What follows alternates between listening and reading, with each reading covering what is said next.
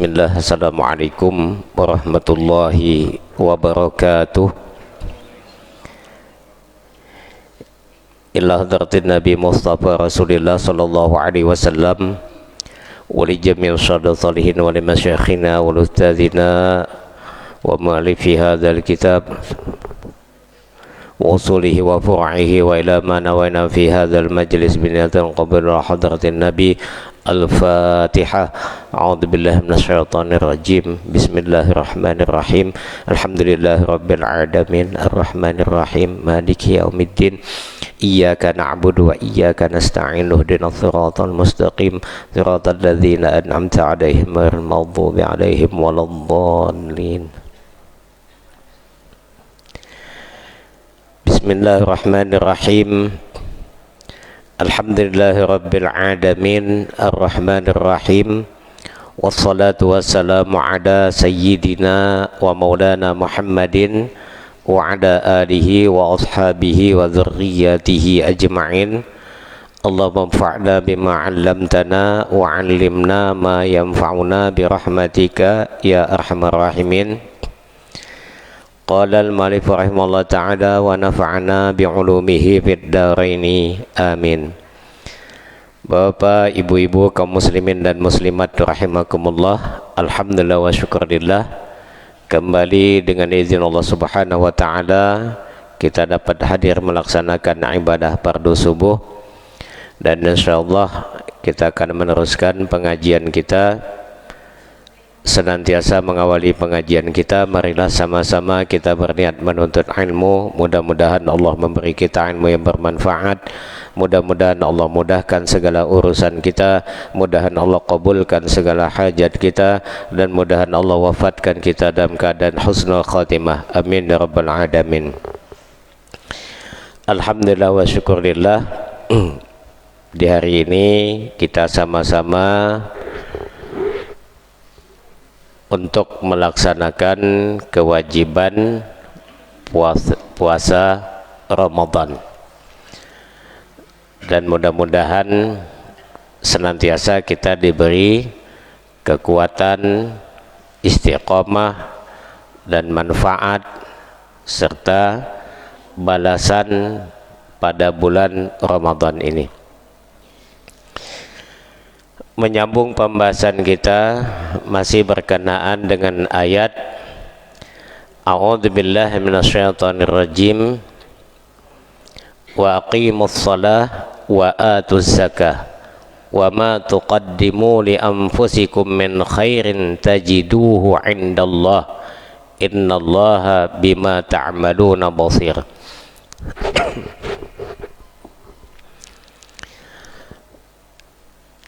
Laksanakan solat atau dirikanlah solat,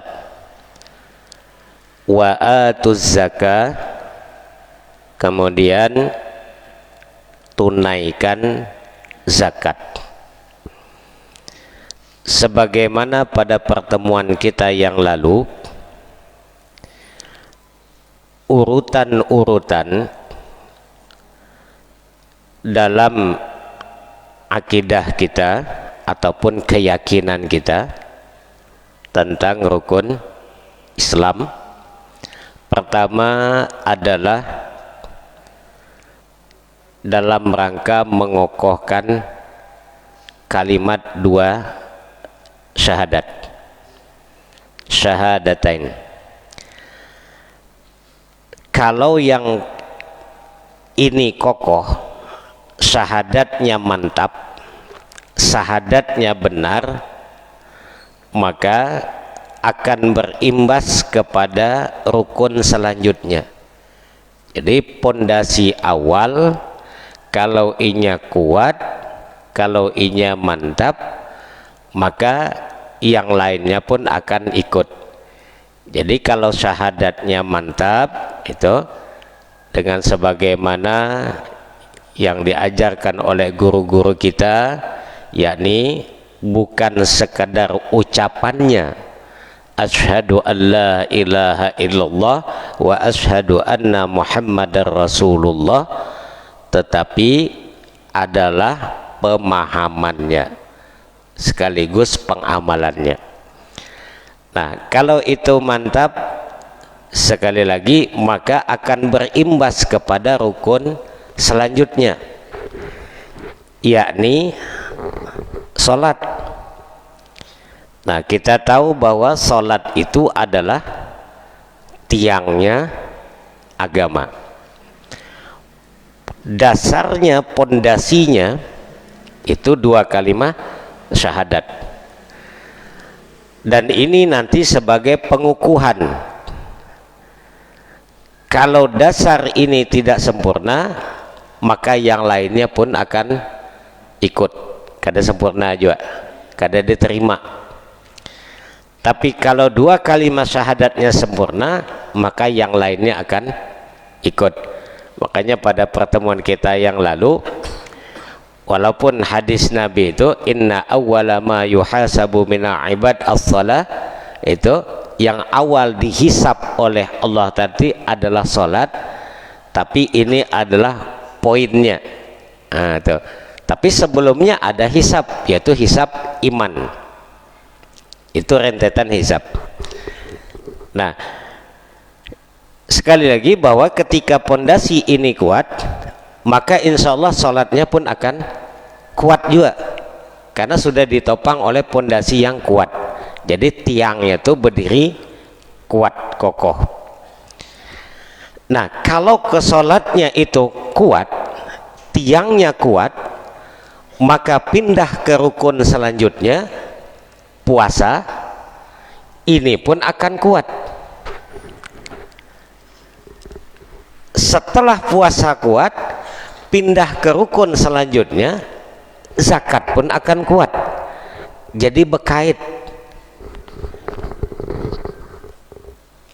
Nah, dari sini kita dapat memahami kena, kalau ada umpama sembahyang kita nih goyah,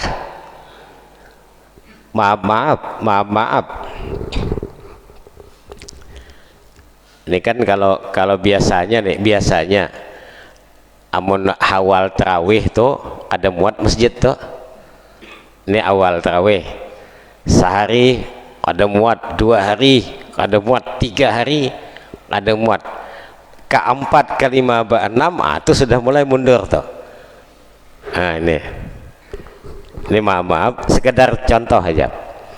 Nah, kita ini introspeksi kita pribadi, kita kayak itu tuh, ketika memang semangat kita untuk memenuhi perintah tadi, standarnya kayak itu.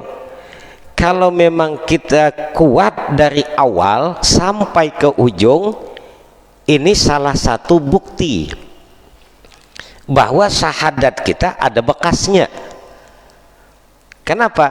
Karena di antara syarat syahadat itu adalah amalun bil arkan, bukan hanya ikrar saja, bukan hanya diucapkan saja, tapi diamalkan.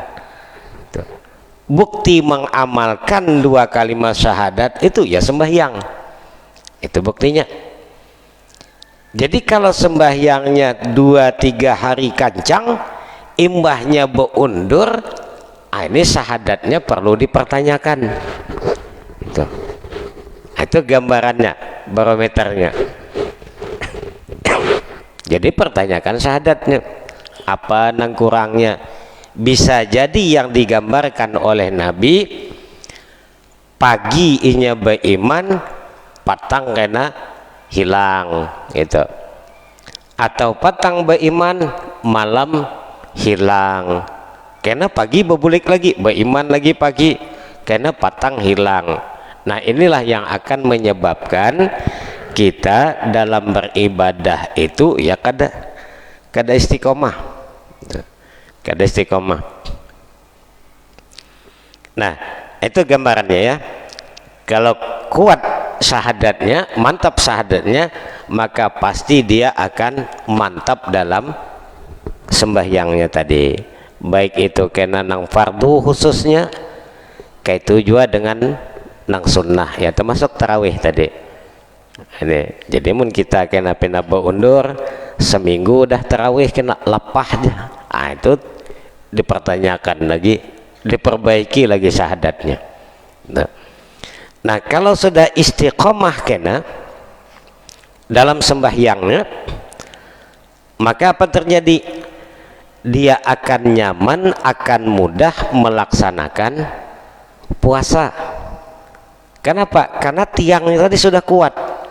Jadi untuk mengaitkan ibadah yang lain tuh nyaman karena sandarannya sudah kuat, tiangnya tadi. As-salatu imaduddin. Nah, puasa pun nyaman nih ya. Kalau sudah puasa nyaman karena, tapi itu tadi, amun sudah puasanya kada merasa kada nyaman, puasa itu sudah kada berat, berarti ditusuri lagi ke awal. Entah faktor sembahyangnya kah, tapi mau sembahyangnya kada karuan juga, berarti syahadatnya tuh nanti koreksi. Ini kita mengoreksi. Kalau puasanya terasa berat, puasa rasa kada nyaman, puasa menjadi beban, berarti dikoreksi lagi sembahyangnya mungkin nang kada karena amun sembahyangnya kacau, koreksi lagi syahadatnya.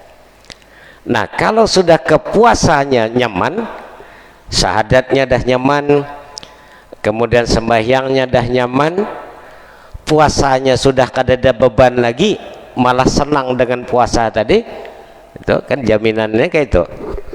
Man fariha bidukhuli Ramadan, kan kata Nabi, siapa yang senang dengan masuknya bulan Ramadan, bukan hanya mendapat keampunan, tapi itu tadi menunjukkan bahwa kuat sudah pondasinya.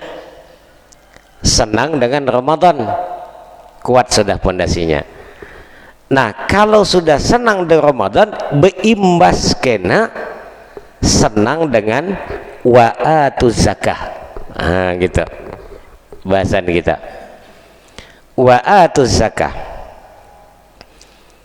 tunaikan, laksanakan zakat. Lalu apa makna dari ayat wa'atuz zakah? Para ulama tafsir ita'uz zakah la yuhdatsu illa idza kana ladaihim ma huwa zaidun an hajatik. Membayar zakat, menunaikan zakat adalah satu perintah yang mustahil kalau bendanya kada ada. Nah gitu. Artinya apa? Perintah zakat itu berlaku ketika bendanya ada dan melebihi dari keperluan hajat ataupun keperluan hidup. Sesuatu yang lebih itulah yang dizakatkan. Amun kada lebih, kada wajib zakat. Apa maknanya? Faka'anna Allah Ta'ala yuridana an nadriba fil ardi linaksiba hajatina wa hajati man ta'udu wa tazidu. Seakan-akan dengan perintah zakat tadi, Allah menginginkan kepada kita, Allah menyerukan kepada kita untuk apa? Linaksiba, untuk berusaha. Gitu. Jadi inilah pemahaman dari ayat ini, kata ulama tafsir, dengan adanya perintah zakat mengisyaratkan kepada kita umat Islam untuk berusaha mencari lebihnya. Nah, berusaha mencari lebihnya supaya apa? Supaya dapat berzakat. Jangan sampai nanti kebalikan, al-yadul ulya khairum min yadis sufla. Hadis mengatakan tangan di atas, artinya yang memberi itu khairum min yadis sufla, lebih baik daripada tangan yang di bawah. memberi lebih baik daripada menanai. Nah gitu. Maknanya apa? Kita umat Islam disuruh untuk berusaha. Makanya kalau Syekh Yusuf Qaradawi itu mengisyaratkan dengan merangkaikan beberapa dalil, beberapa hadis, haram bagi umat Islam yang ada kemampuan secara fisik untuk berdiam diri dan meminta-minta, itu haram. Fatwa Syekh Yusuf Qaradawi, haram isiden. Ada kekuatan fisik, kawa berusaha tapi meminta, itu haram. Nah, maka dari itu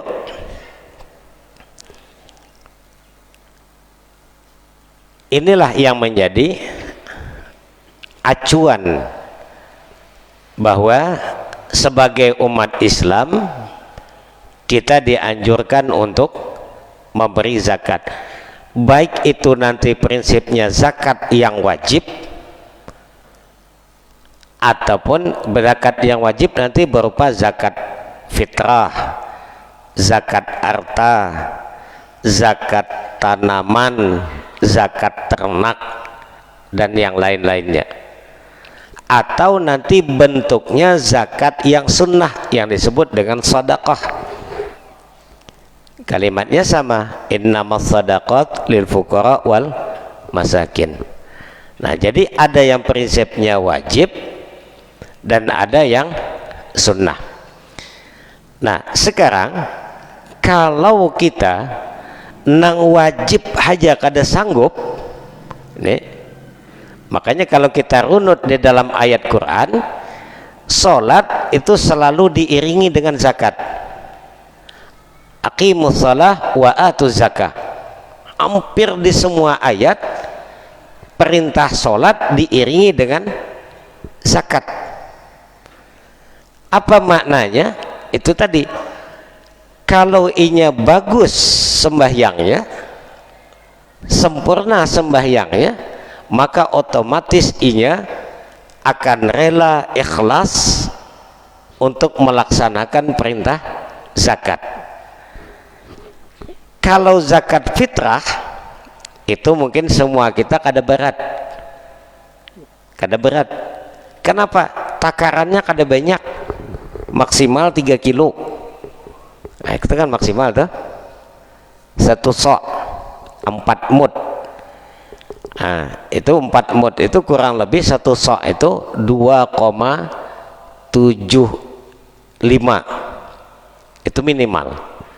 Jadi kalau kita menakar kena pengerannya zakat, jadi menulun tuh menulun tuh menimbang nukar 1 kampit kena timbang 2,75 atau 2,8 bagi 3 gitu.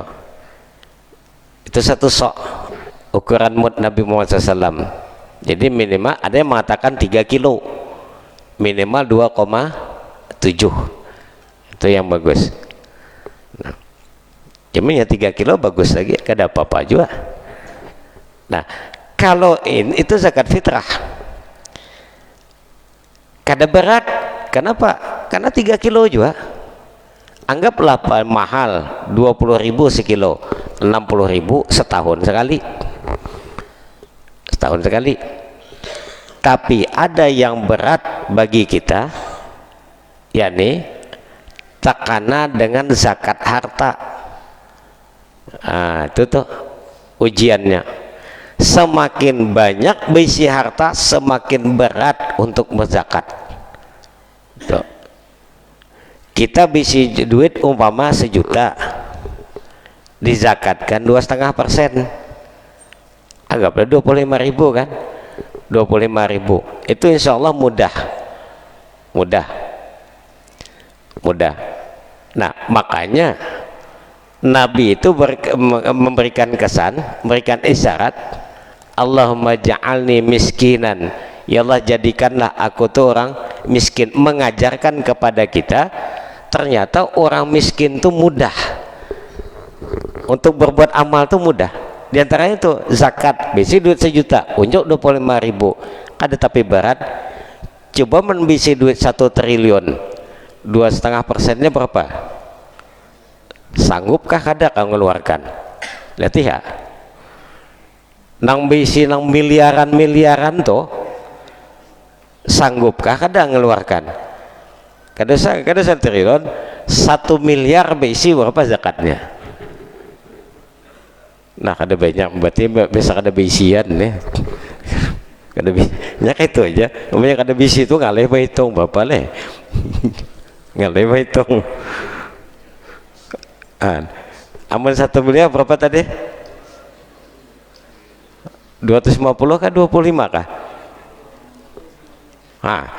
Sanggupkah kada mengeluarkan saya itu? Itu dia masalahnya itu. Semakin banyak ternyata semakin miskin. Buktinya apa? Kada sanggup mengeluarkan tadi. Tahu kada tahu aja berapa jumlah itu. Entah 25 kah, 250 kah, kada tahu. Pokoknya hitung aja seorang gitu. Tapi intinya gitu tadi. Disinilah taruhannya. Disinilah taruhannya. Kalau memang berat, berarti dipertanyakan tadi sembahyangnya. Kita lihat sahabat sebelum turun ayat khudz min amwalihim sadaqah, khudz min amwalihim sadaqah. Sebelum ayat ini turun, sahabat tuh, ya Rasulullah, nih ambil harta kami. Ambil berapa aja hendak, ambil harta kami.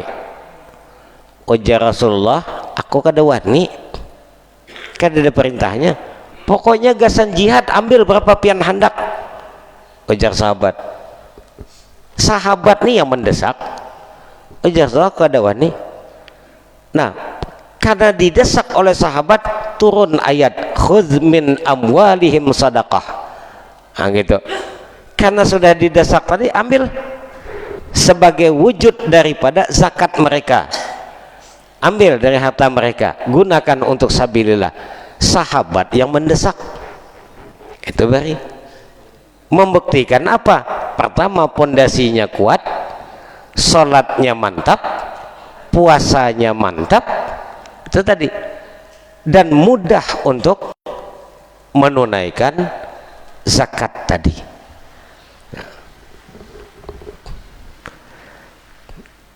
Kita yang khawatirnya itu yang disyaratkan oleh Quran, kaila yakuna dulatan bainal agniya. Ini yang dikhawatirkan. Jangan sampai, ujar Quran, isyaratnya jangan sampai dulatan bainal agniya, harta zakat itu berputar-putar di antara orang-orang sugih aja. Orang sugih A, orang sugih B, orang sugih C, orang sugih D. Orang sugih A berzakat ke sugih D. Orang sugih D berzakat ke sugih B. Orang sugih B berzakat ke orang sugih C. Terputar-putar nang itu aja. Harapannya apa? Amun berzakat dengan orang sugih, inya kena pasti berzakat onaku kena. Kayak itu tak. Amun aku berzakat orang sugih kena, inya pasti berzakat onaku. Kayak itu tuh untingannya. Tapi coba memberzakat orang miskin, jangan harap inya bacang berzakat gesen inya aja ngalih. Gitu. Sudah disyaratkan Quran. Jadi kenapa harta zakat terputar aja di antara orang sugih? Bersedekah kayak itu juga terputar aja di antara orang sugih. Nang miskinnya tak ungut. Kasihan. Kenapa? Karena harapannya nang berzakat tadi, nang bersedekah tadi, amun aku berzakat dengan orang sugih itu, karena ini berzakat awan aku juga. Amun aku bersedekah dengan orang sugih nang itu, karena ini bersedekah jawan aku. Amun aku bersedekah dengan orang miskin, kada bacangan terbulik. Itu prinsipnya. Itu sekali lagi menunjukkan apa? Menunjukkan ada nang salah dari sembahyangnya. Nah, inilah kita koreksi, introspeksi kita masing-masing. Kalau berat kita mengeluarkan zakat ataupun berat kita bersedekah, berarti ada yang salah dalam sembahyang kita. Itu aja kuncinya. Amun sampai nak pemalar itu berarti ada yang salah tuh. Ya merembet aja tuh. Amun sembahyangnya kada sempurna, kada ada yang salah dalam sembahyangnya, naik lagi ke atasnya, berarti syahadatnya tuh perlu dikoreksi. Nah, itu mata rantainya.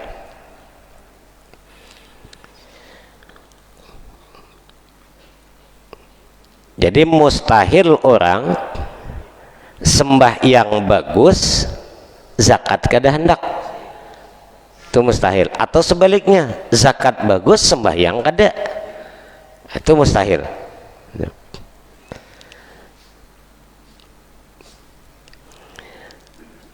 Nah, itu isyarat sekali lagi. Pertama tadi adalah mendorong kepada kita umat Islam untuk berusaha memenuhi hajat kita dan hajat orang-orang yang memerlukan, baik itu kena saudara kita li'ayalih ataupun tetangga kita, jiran kita, ataupun orang-orang yang masyarakat seputar kita.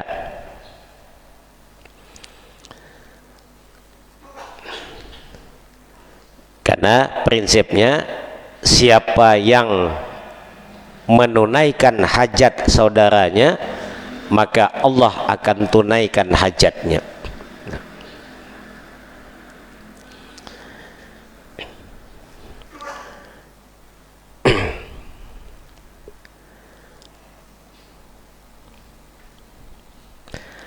Dan waqad sumiyat az-zakat li'annaha fi zahiriha naqsun wa fi haqiqatiha ziyadatun.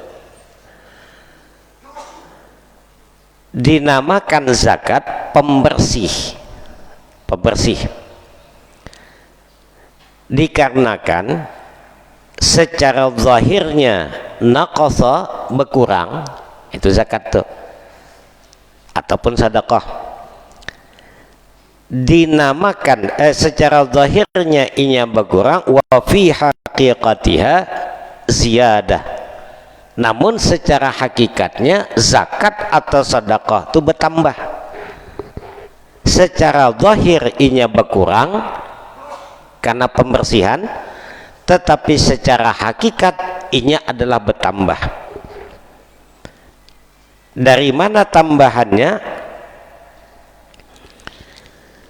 Mathalul ladzina yunfiquna amwalahum fi sabilillah kamathali habbatin ambatat sab'a sanabila fi kulli sumbulatin mi'atu habbah wallahu yudha'ifu liman yasha wallahu wasi'un alim.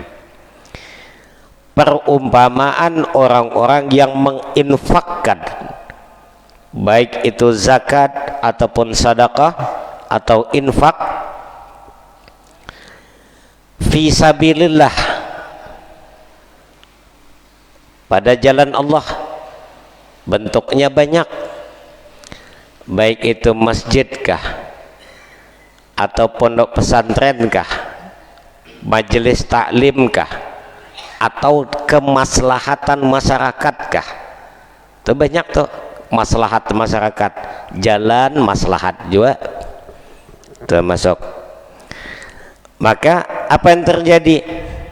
Kama salih habbatin, tidak ubahnya seperti satu biji, ada satu biji, ambatat sab'a sanabil, satu bijinya pecah, tumbuh, bercabang. Cabangnya berapa? 7. Jadi seakan-akan hakikatnya ketika kita mengeluarkan satu biji, maka akan diganti dengan 7. 7 cabang, 7 itu tumbuh je 7.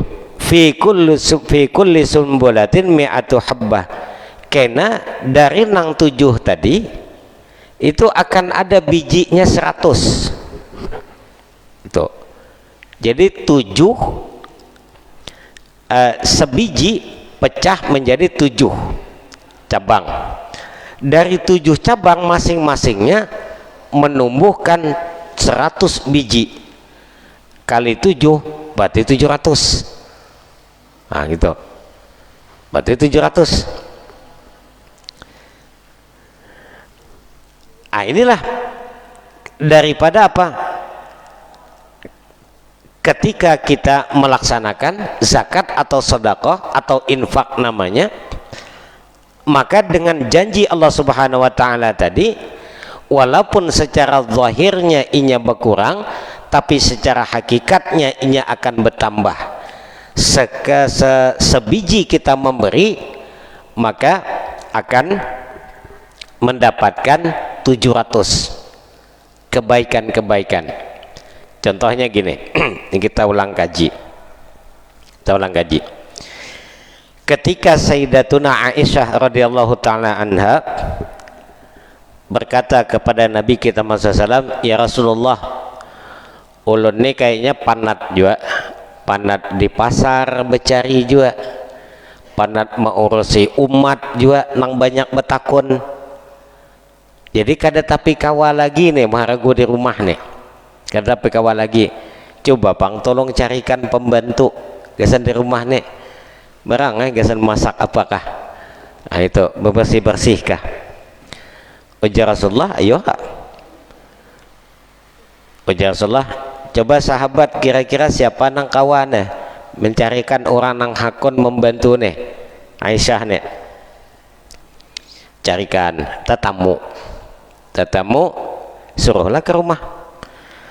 Bebaya sampai ke rumah, apa yang terjadi? Turun malaikat Jibril alaihissalam. Turun tadi apa kata malaikat Jibril? Ya Muhammad, usir perempuan itu dari rumahmu, usir.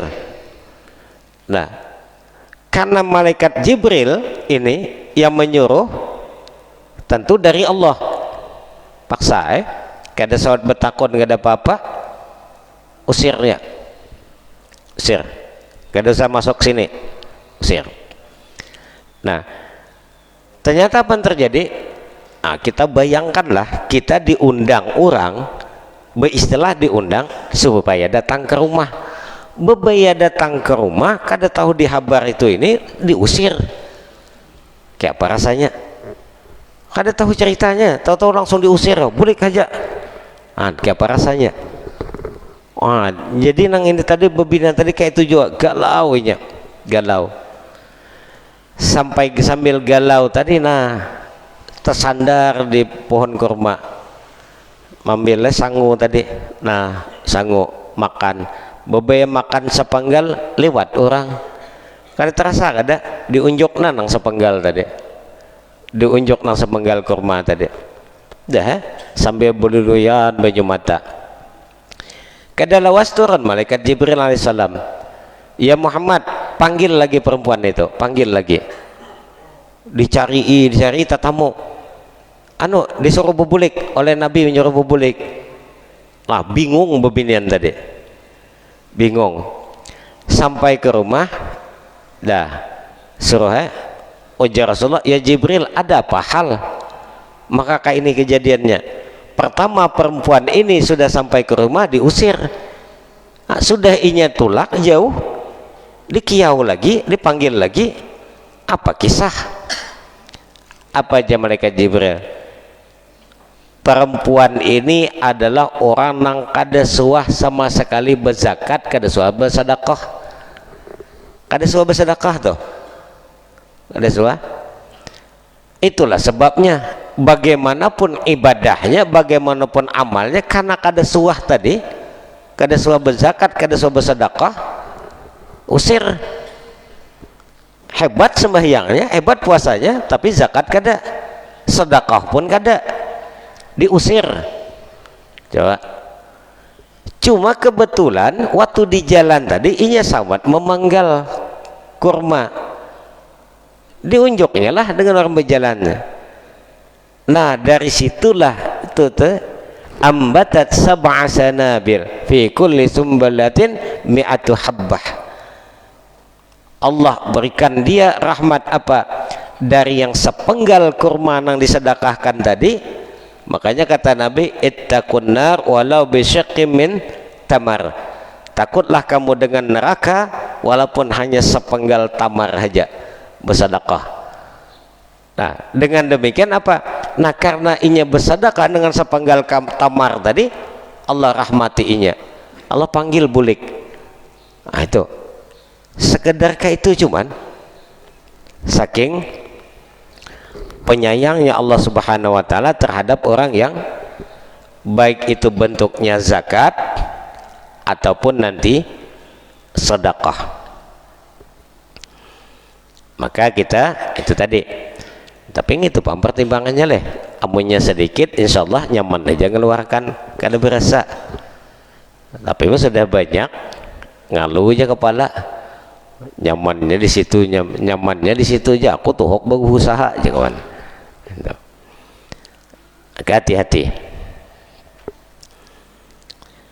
Wallahu yudha'ifu liman yasha, dan Allah akan melipat gandakan apa saja yang dia kehendaki. Wa ma tuqaddimu li anfusikum min khairin tajiduhu 'indallah.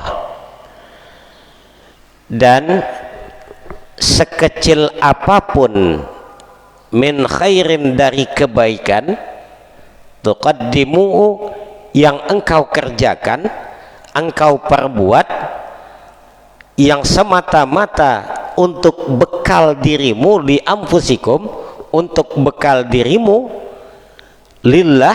Itu tadi kita memberi ini untuk bekal kita, bekal kita, tajiduhu indallah.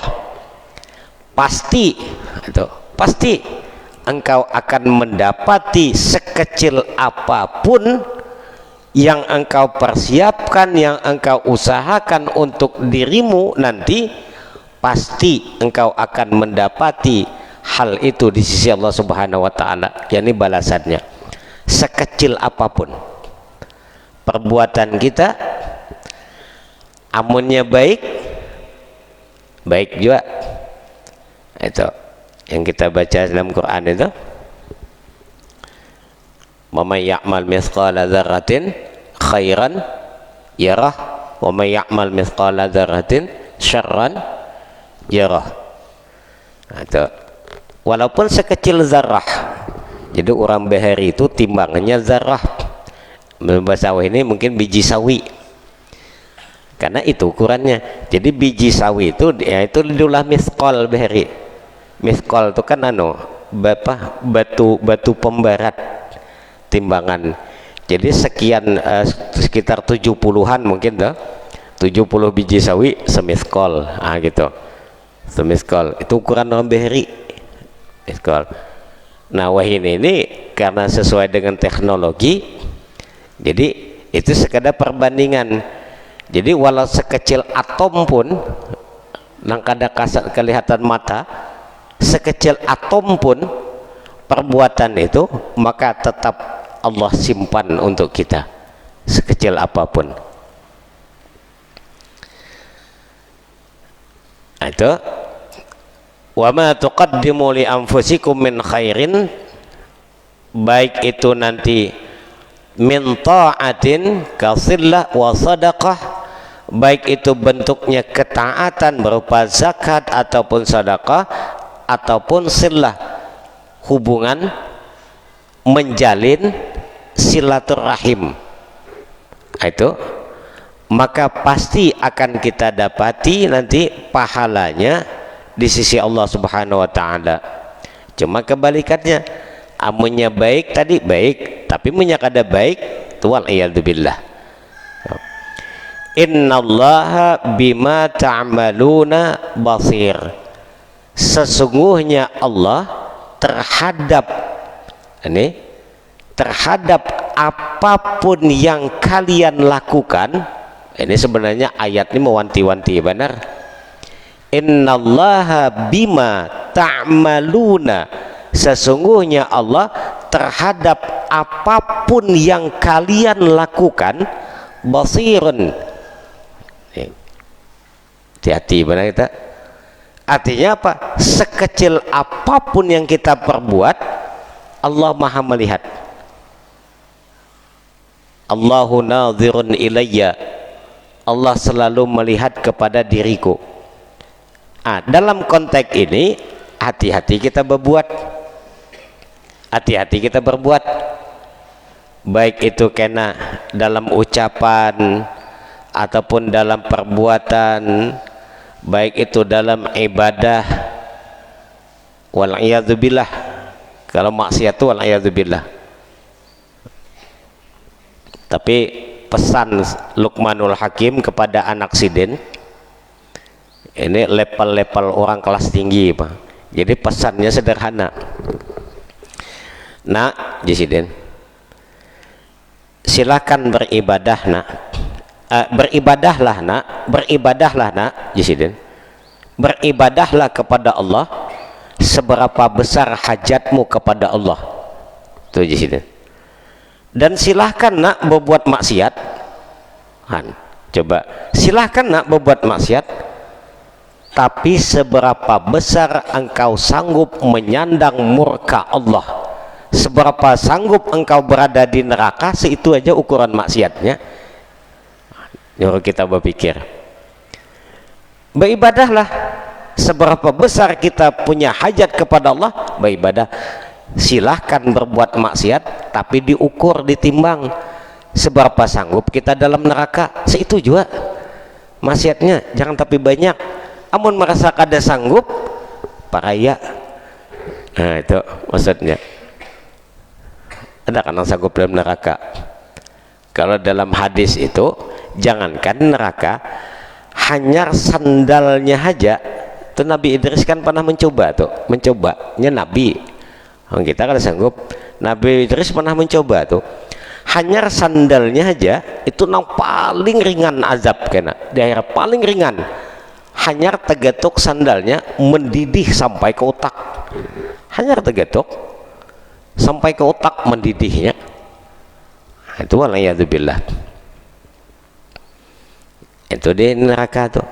Jadi kita sanggup kimpama memakai sandalnya itu, silahkan maksiat. Amang kada sanggup mencolop sandalnya itu paraya, begaganang. Maka sekali lagi kesimpulannya, wa ma tuqaddimu min khairin tajiduna innallaha bima ta'maluna basir. Hati-hati, fayujazikum bih, Allah maha melihat setiap apapun yang kita lakukan dan akan dibalas sekecil apapun yang kita lakukan. Mudahan apa yang kita salah dari diri kita, mudahan Allah memaafkan dan menghapuskan dosa-dosa kita. Mudah-mudahan juga dengan masuknya bulan Ramadan ini, Allah sucikan kita, Allah bersihkan niat kita, betul-betul ikhlas untuk beramal, mempersiapkan diri kita menuju akhirat. Subhanallah, asyhadu an la ilaha illa anta, subhanaka astaghfiruka wa atubu. Al-Fatihah. A'udzu billahi minasyaitonir rajim. Bismillahirrahmanirrahim.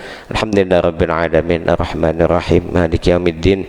Iyyaka na'budu wa iyyaka nasta'in. Ihdinas siratal mustaqim, siratal ladzina an'amta 'alaihim ghairil maghdubi 'alaihim waladdallin. Amin.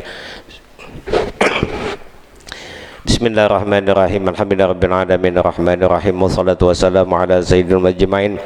Allahumma zidna ilman nafi'a wa amalan mutaqabbala wa rizqan halalan wasi'an thayyiban bi rahmatika ya arhamar rahimin. Allahumma iftahna futuhal arifin, Allahumma iftahna futuhal arifin.